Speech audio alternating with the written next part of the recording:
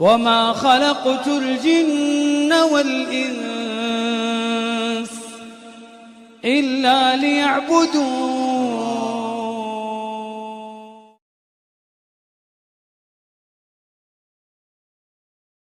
Any brother? Yes, brother. After the show, I read a comment on Twitter, on SRK, Sharokhan's Twitter, that he said that post-show he had some discussion with you, and he has mentioned that after a post-show I had a discussion with Dr. Zakir Naik and it was very enlightening. I would like to know what was that enlightening session with Dr. Shahrukh. Yes, after the show was over, I did chat with Shahrukh for about half an hour, and it was a very good experience. I cannot discuss everything because many things were personal, so it would be wrong on me to say in public. I was meeting for the first time. It was the first time I met him personally, though there are some common friends who are his friends and my friends. But this is the first time meeting him personally. And one thing is for sure, that I am happy that I maintained my policy of not to just rely on the news. But before the show, and which everyone may be aware, that it comes in the media, many people, many of my friends have told, Shahrukh Khan is not a practicing Muslim and he's not happy to be a Muslim, and he normally gives comments against Islam and he does this and that. I personally have not heard it personally on the television. I have not heard because I watch television very little. But because it were comments, I followed the verse of the Quran. Quran says in Surah Hujurat chapter 49 verse number 6 that whenever you get a message, check it up before you pass it on to the third person. The same thing what I use with anyone asking comment, like Barkhadat asked me on Osama bin Laden, I said I don't know. Same thing, even though hearing negative comments on Shahrukh Khan, I always said Allah Alam.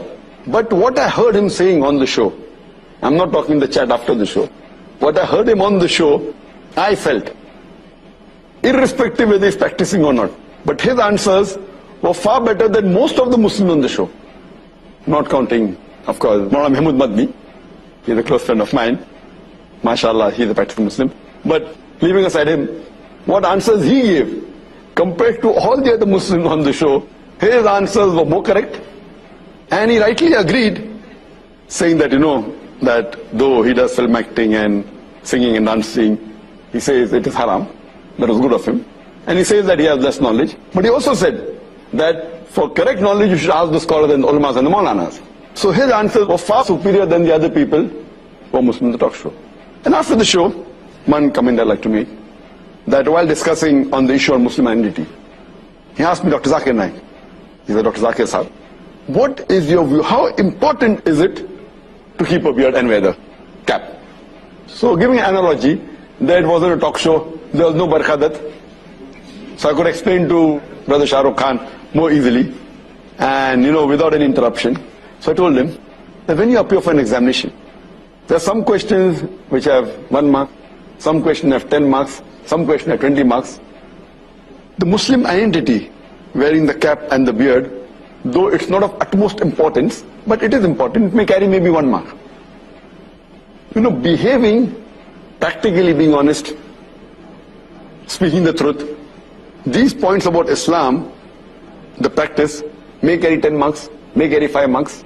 So, though keeping a beard is not the most important, you can miss the 1 marks and concentrate on the 10 marks and 5 marks and 20 marks. But if someone wants to score distinction, he will try and even get this 1 mark. For example, when we appeared for the medical examination, we tried even to get that half mark, because we want to score above 90. So when you want to score above 90, this is very important. Beard is important and cap is important. It's a part of the sunnah. But if someone doesn't keep a beard, you cannot say that he's not a Muslim. You cannot say not a Muslim doesn't sport a beard or doesn't wear a cap. But, you have given a very good analogy. So you like the example that it is important, but may carry 1 mark, 2 marks. The more important is the amal. The other things about being honest, about offering salah, not doing shirk. This is of more importance. And as I mentioned even in my answer to the talk show, that if a person does not keep a beard, it doesn't come in the 70 major sins. There is a scholar by the name of Imam al-Dhahabi, and he has listed the 70 major sins in Islam. First being the shirk, then being murder, going down the line. But the beard doesn't appear. That does not mean it's not a sin. Some scholars say that it is a sunnah, mustahab. That's encouraging. Some scholars say that it is fard to keep a beard. But whatever it is, no one puts it in the major sin. Either it's a minor sin or it's a very important sunnah. So it's not part of the major sin. Hope that answers. إن أعجبك الفيديو لا تنسى الضغط على زر الاشتراك والإعجاب وترك تعليق أسفل الفيديو، ولا تنسى أيضا مشاركة مقطع الفيديو مع الأصدقاء.